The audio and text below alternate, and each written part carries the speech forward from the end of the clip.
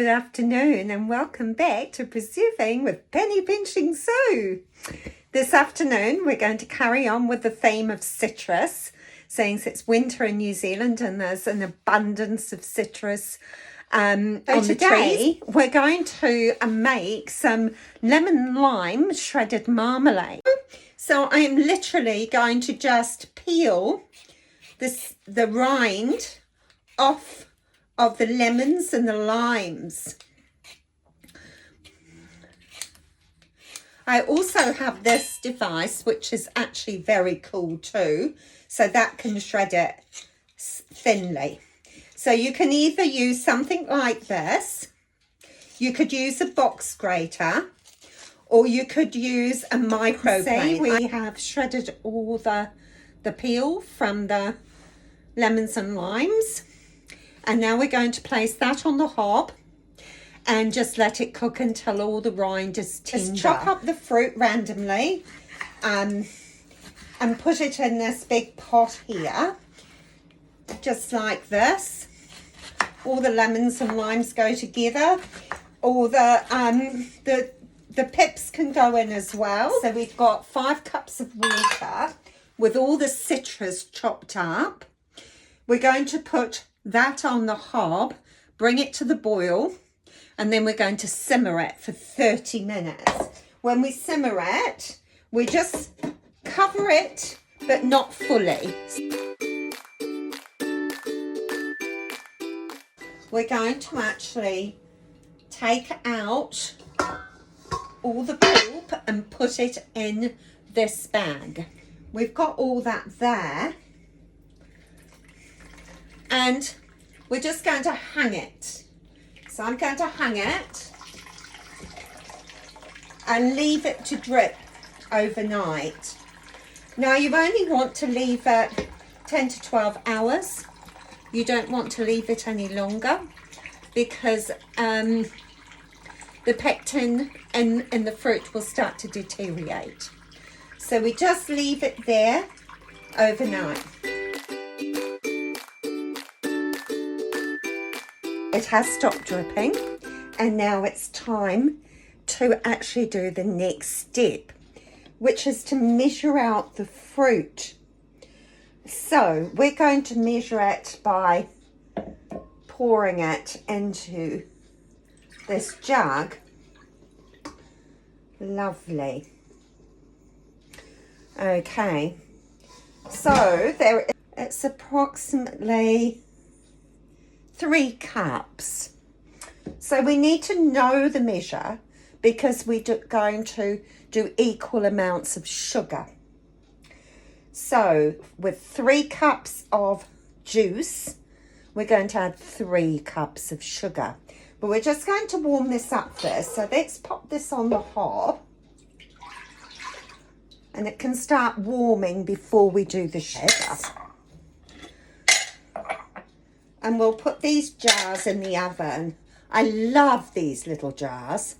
These actually are the little Ladle's lime marmalade jars. There we go. We need to stir it initially because our sugar will settle on the bottom of the saucepan, otherwise it may burn. So we're just going to stir it until all the sugar and juice is absorbed into each other. Now it's time to add our shredded rind that we'd kept in the fridge overnight. We're going to add that to our fruit. Here we go. Give it just a little stir. Here we go. And then we're going to just leave our marmalade. Once it's started its boiling process, do not stir, just leave it to do its thing. And it's probably going to take about 15 minutes, and then we will start testing it for setting. I'll show you both the saucer method and the thermometer method. As you can see, the marmalade has come to a rolling boil. I've taken the saucer out of the freezer and we're now going to test to see if it's going to gel. So we just take a little bit of our jelly and pop it on the saucer and leave it a few minutes. And we'll have a look at this in a few minutes. Meanwhile, we'll put the thermometer in because we'll test it with our thermometer as well. Yes. Now you run your finger. Can you see how it's going a little bit wrinkly? There? So that means it should have a good set because it's starting to wrinkle. Now this thermometer only goes up to 100, but it's either 110 degrees centigrade or 220 degrees Fahrenheit. And as you can see, it's come up to temperature.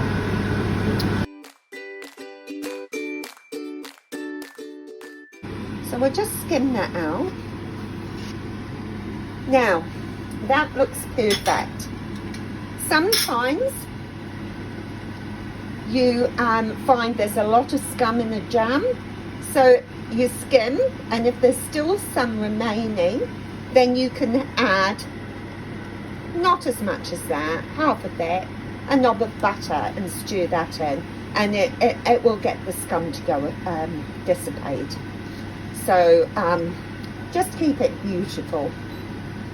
Now what we do, because we want the shreds to be dispersed through the jelly,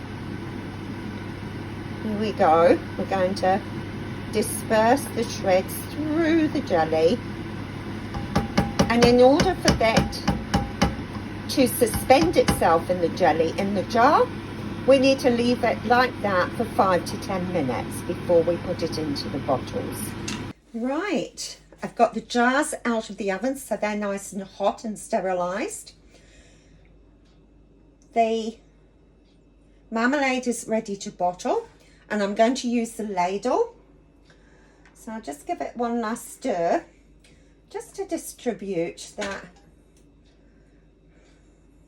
Now I think it maybe only filled 2 jars, 3 at the most. So, but I only had a few limes left, and I really wanted to make lemon and lime shredded marmalade.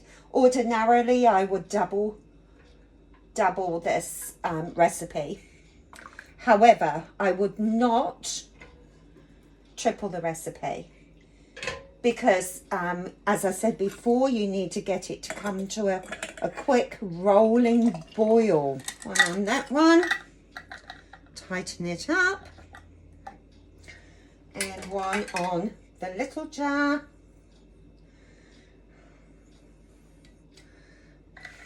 Now these will store on the shelf for years to come. They won't last that long on the shelf, but they would do if you made a big batch. Our marmalade is cooled and set overnight. So let's take a look, shall we? So let's have a look at our beautiful marmalade. Here we go. A lovely colour. Beautiful. And all the little strands, the little shreds.